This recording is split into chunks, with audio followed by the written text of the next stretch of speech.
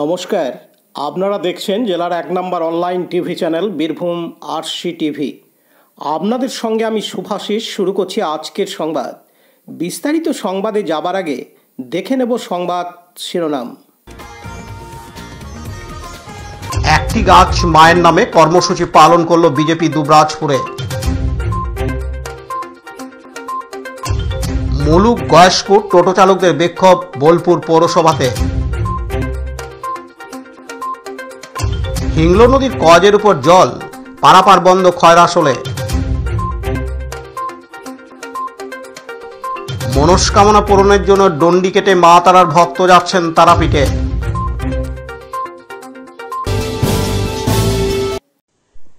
একটি গাছ মায়ের নামে কর্মসূচি পালন করল বিজেপি। দুবরাজপুর থানা মোড়ের কাছে বিজেপির পক্ষ থেকে রানীগঞ্জ মোরগ্রাম 14 নম্বর জাতীয় সড়কে পথ চলতি মানুষের হাতে একটি করে চারা গাছ তুলে দেওয়া হয়। বিভিন্ন রকম ফলের গাছ ও অন্যান্য গাছ তুলে দেওয়া হয় পথ চলতি মানুষের হাতে। প্রায় 400 চারা গাছ এদিন বিলি করা হয়। উপস্থিত ছিলেন দুবরাজপুর বিধানসভার বিধায়ক অনুপ কুমার সাহা, বিজেপির মণ্ডল সভাপতি শম্ভুনাথ ব্যানার্জি সহ অন্যান্য বিজেপির নেতাকর্মীরা। এ বিষয়ে জানান, পরিবেশ বাঁচানো, প্রাণ বাঁচানোর জন্য আমরা দুবরাজপুরের থানা মোড়ে পথ চলতি মানুষদের হাতে বৃক্ষ তুলে দিলাম। বিভিন্ন রকম ফলের গাছ সহ অন্যান্য গাছ, সেই গাছ পথ চলতি মানুষরা গ্রহণ করলো এবং তারা গাছটা লাগিয়ে পরিবেশ বাঁচানো, যেভাবে গ্লোবাল ওয়ার্মিং হচ্ছে এবং আজকেও আপনারা দেখেছেন টিভির পর্দাতে যে রাশিয়া জাপানের মতন জায়গাতে ভূমিকম্প সুনামি হচ্ছে, অর্থাৎ পরিবেশ এতটাই দূষিত হয়ে গেছে যেখানে আজকে মানুষের বাঁচার মুশকিল হয়ে গেছে। আমরা আহ্বান করছি যে গাছ লাগানোর প্রয়োজন আছে, গাছ না কেটে গাছ লাগানোর প্রয়োজনের জন্য আমাদের আরও বেশি করে উদ্যোগ প্রয়োজন আছে। আমরা প্রায় 400 গাছ আমরা আজকে মানুষের হাতে তুলে দিয়েছি। একটি গাছ মায়ের নামে, গাছ লাগান পরিবেশ বাঁচান, এই স্লোগানের মাধ্যম দিয়ে যাতে আমরা আমাদের পরিবেশকে বাঁচাতে পারি, মানব সমাজকে বাঁচাতে পারি, সার্বিক পরিবেশ যাতে আমাদের রক্ষা হয়। Laltu Mukherjee report, Birbhum RC TV, Dubrajpur.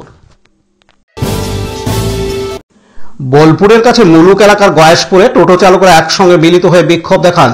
বিক্ষোভ দেখানোর মূল কারণ হল মুলুক গয়েশপুর পঞ্চায়েত এলাকার টোটো চালকরা বোলপুর পৌরসভায় প্রবেশ করতে পারবেন না বলেই বোলপুর পৌরসভায় মাইকিং করে জানিয়ে দেওয়া হয় কোনো পঞ্চায়েত এলাকার টোটো পৌরসভায় প্রবেশ করতে পারবে না। এমনকি যদি কোনো টোটো পৌরসভায় প্রবেশ করে তাকে জরিমানা করা হবে বলে জানা যায়। তাই তারা বোলপুর পৌরসভার সামনে বিক্ষোভ দেখান। টোটো চালকদের বক্তব্য, আমরা সাধারণ মানুষ, টোটো চালিয়ে আমাদের রুজি রোজগার হয়। এইভাবে যদি পৌরসভায় টোটো চালকদের প্রবেশ করতে না দেয় তাহলে আমরা কিভাবে রোজগার করে সংসার চালাবো? টোটো চালিয়ে আমাদের জীবন জীবিকা নির্ভর করে। তাই আমাদের একান্ত অনুরোধ, কিভাবে এই সমস্যার দ্রুত সমাধান করা যাবে তা বিবেচনা করা। আমরা চাইছি আমাদের সঙ্গে বসে যদি এই সমস্যার সমাধান করা যায় তাহলে আমরা উপকৃত হব।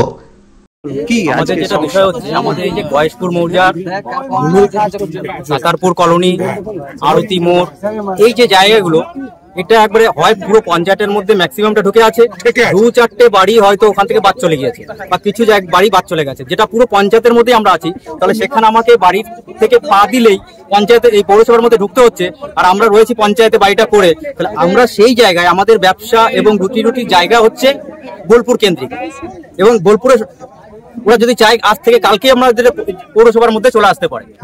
তাহলে স্যার সেই জায়গাতে আমরা যদি পঞ্চায়েতের গাড়ি কটা আমাদের যদি বোলপুর পৌরসভাতে না নিতে পারি, তাহলে আমাদের এখানে মেডিকেল কলেজ, আমাদের পলিটেকনিক কলেজ, আমাদের এখানে হসপিটাল, এই যে প্যাসেঞ্জার গুলো ওরা ওখান থেকে ভারত সেবাশ্রম ওখান থেকে নিয়ে আসে আমাদের বাড়ির সামনে, আমাদের বাড়ির পাশে, আর আমরা সেই প্যাসেঞ্জার গুলোকে নিয়ে বোলপুর স্টেশনে দিয়ে আসতে পারবো না, বোলপুর বাস স্ট্যান্ডে দিয়ে আসতে পারবো না। তাহলে এটা তো একটা নাইনসাফি হচ্ছে, রাস্তায় যেতে পারবো না। তাহলে এই প্যাসেঞ্জার গুলোকে ওরাই নিয়ে আসবে, আবার ওরাই নিয়ে যাবে। আপনারা কি আগে জানিয়েছিলেন? আমরা পৌরসভাকে আগে জানানো হয়েছে, আমাদের এখান থেকে সমস্ত ইউনিয়ন থেকে লোকেরা গিয়েছে, সেখানে বলা হয়েছে যে আমরা তো পৌরসভার মধ্যেই আছি, শুধু নামে মাত্র নয়, কিন্তু আমার বাড়ির পাশের বাড়ির সঙ্গে যদি কথা বলতে হয় তাহলে সে পৌরসভা।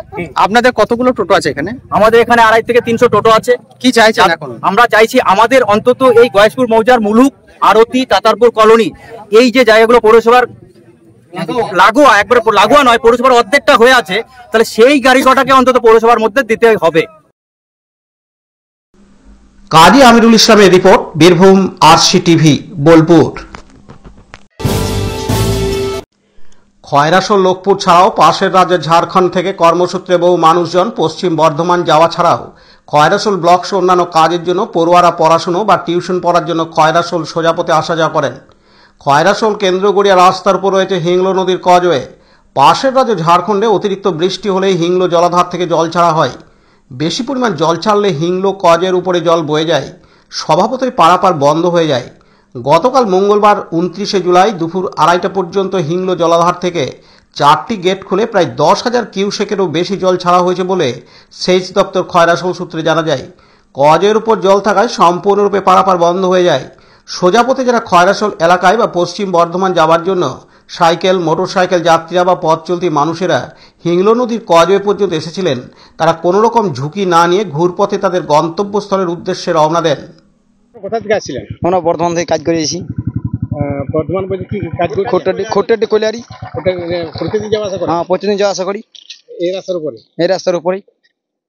এখন ফিরে চললেন কেন? এখন এইদিকে ঘুরে যেতে হবে, এদিকে নদীতে জল, ব্রিজ তো ঠিক নাই। আচ্ছা, ব্রিজটা কি হলে ভালো হয়? উঁচু হলে ভালো হয়। আচ্ছা, এখন কি তাহলে হয়তপুরে ফিরে যাবেন? হ্যাঁ, হয়তপুরে ঘুরে যেতে হবে। আচ্ছা, কি নাম আপনার? আমার নাম সঞ্জিত ঘোষ, বাড়ি সারসা। বিপিন পাল ও শেখ রিয়াজউদ্দিনের report, Birbhum RC TV, Khoyrasol. নিজের মনস্কামনা পূরণের জন্য ডন্ডি কেটে প্রায় 80 কিলোমিটার দূরে তারাপীঠে মা তারার কাছে যাচ্ছেন বীরভূমেরই এক ভক্ত। তার নাম গঙ্গাধর বাগদি, বাড়ি বীরভূমের ইলামবাজার থানার শালকা গ্রামে। পেশায় সে ধান মিলের শ্রমিক। গত শনিবার 26শে জুলাই সে ইলামবাজারের শালকা থেকে তারাপীঠের উদ্দেশ্যে রওনা দেন।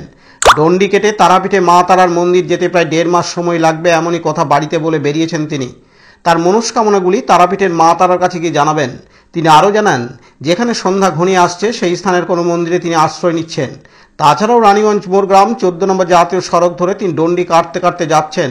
সেখানেই তাকে ঘিরে ভিড় জমাচ্ছেন সাধারণ মানুষজন এবং তাকে পানীয় জল সহ খাওয়া দাওয়ার ব্যবস্থাও করে দিচ্ছেন। কলকাতা থেকে তারাপীঠ যাচ্ছি, ইলামবাজার থানা। আমি মানত করতে যাচ্ছি তারাপীঠে মায়ের কাছে। আমি গন্ডি কেটে কেটে যাচ্ছি। আমি শনিবার বেরিয়েছি 6:30টায়। আজকে কোথায়? আজকে আছে আপনার আছে আজকে 7 কিলোমিটার হতমপুরে ক্লাবে ছেলেরা সহযোগিতা করছে আমাকে। রাত্রে কালী মন্দির, যে কোনো মন্দিরে বাস করছি আমি। আমার মনে হয় আমি 1.5 মাস টাইম নিয়েছি। আমি বাড়িতে মা বাবাকে বলে এসেছি আমি 1.5 মাস পর বাড়ি ঢুকবো। আমি আপনার জলের জন্য আমি যাইনি, আমি মায়ের দর্শনে যাচ্ছি। তারা মায়ের দর্শন করতে যাচ্ছি। আমি মায়ের কাছে বহুত রকম আমার মনে যা বলেছি আমি তাই দিয়ে বলবো মাকে। আপনাদেরকে এখন আমি কিছু বলতে পারছি না। কি কাজ করো? আমি জেএমএস কোম্পানিতে কাজ করি, ধানে, জেএমএস ফ্যাক্টরিতে। কি নাম? গঙ্গাধর বাগদি, বাড়ি?